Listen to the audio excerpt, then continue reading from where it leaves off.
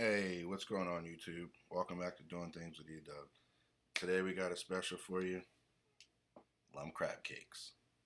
Everybody's favorite. If you're from the East Coast, you love lump crab cakes.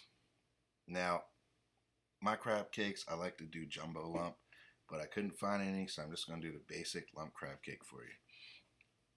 Real special treat, real special menu. You can see I have all the ingredients here laid out for you. It looks like it's a lot of ingredients, but it's really not a lot of ingredients. The main thing is you just want to make sure you are paying attention to what you're doing. You're not just throwing everything together, you're not just whipping it up. So first things first, you're going to get that egg whipped up, beat it real good. Go ahead and add that in there because that's going to kind of be your base. You don't really have to throw the egg in there and then try to whip it together and add something else to it. You can put the egg in there first and you can kind of build from that point.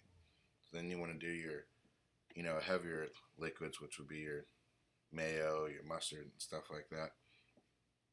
Go ahead and add that stuff in there because that's just going to give you a little bit of the consistency.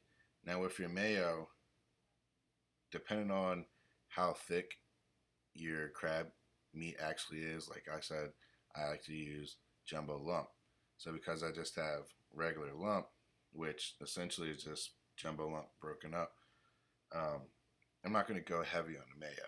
I'm going to go a little bit lighter. And the heavier you go on the mayo, the more liquid it'll pretty much form. I mean, it'll just kind of give you more of a mayonnaise-based crab cake versus you going lighter and you kind of using your filler. So anyway, go ahead and add your honey Dijon mustard, regular Dijon mustard. You can use spicy Dijon mustard, doesn't matter. It's all about the flavor that you get from the crab cake. I kick mine up a notch, so I use hot sauce. So you see I'm using Worcestershire as well, a little bit of that. Lemon juice, a little bit of that. And it's nothing more than a few drops. That's it. You can add a couple drops on after the crab cakes are completed, just to kind of bring that flavor enhanced out just a little bit more. You might see me do that every once in a while, just add some ingredients that I've already placed inside the mixture to the end because I want to taste that when I take a bite into it. So now you have most of your ingredients in here. So now you're going to go ahead and do all your dry ingredients, your salts, your peppers, your parsley, and then what you're going to use for filler. I use crackers. Townhouse is good. Ritz is good. It really is a preference. It's really not going to make that much of a difference because, again, it's only your filler. And as you can see in this mixing bowl, this is pretty much it. That's your base for your crab cakes right there. That's it. And once you add your crackers to it and your parsley, you're pretty much done. You don't have anything else in there. You go out to the restaurants and you go to the stores and they put these crab cakes in front of your face and they got corn in them and they got all this stuff to basically sidetrack you from actually getting to the crab meat, and it's ridiculous.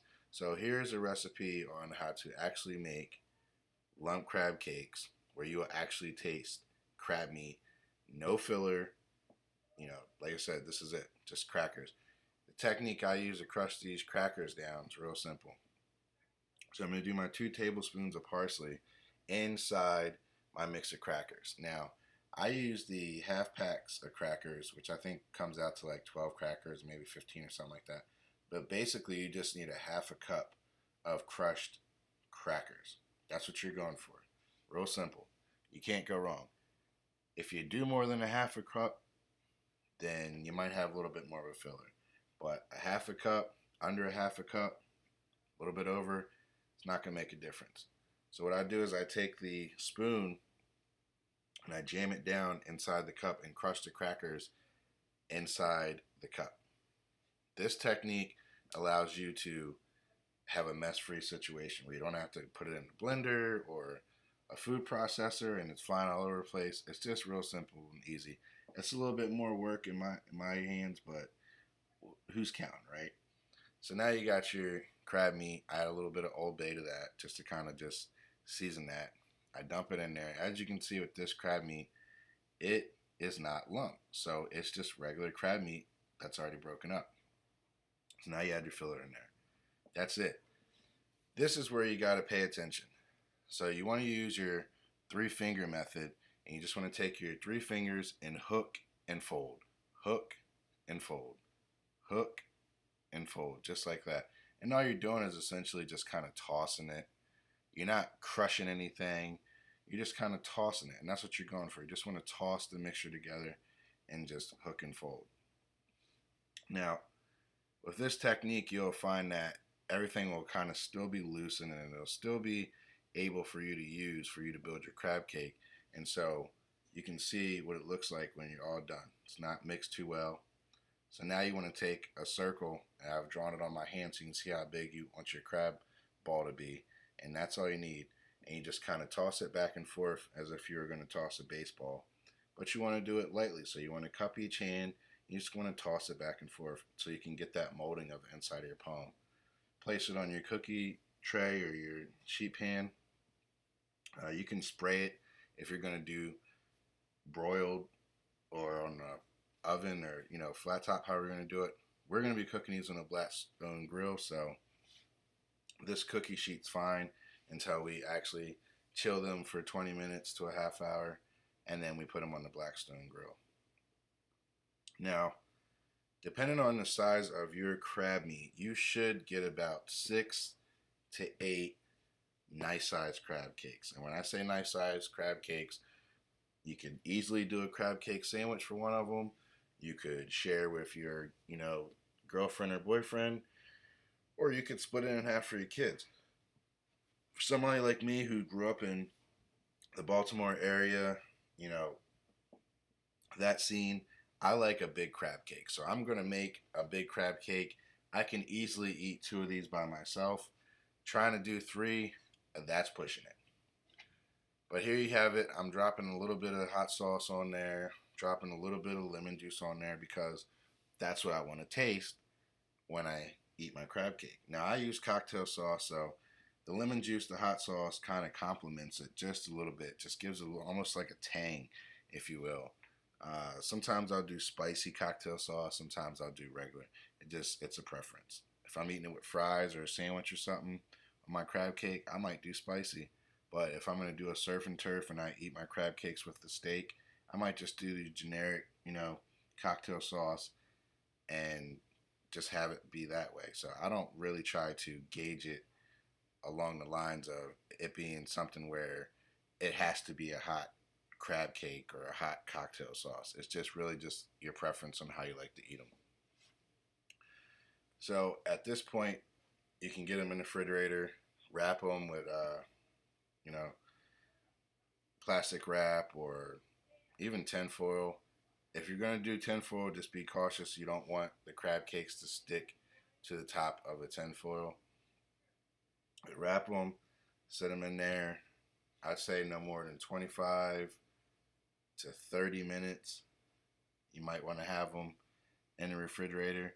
And what this does is it's going to allow you to have the crab cake pretty much stay together. It's not going to slide all over the place and get all gooey and messy. You can see, look at the mold right there.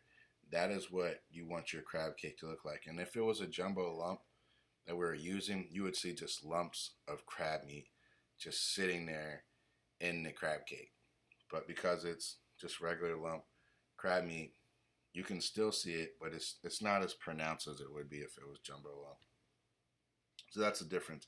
I'll make another video on how to do the jumbo lump and show you.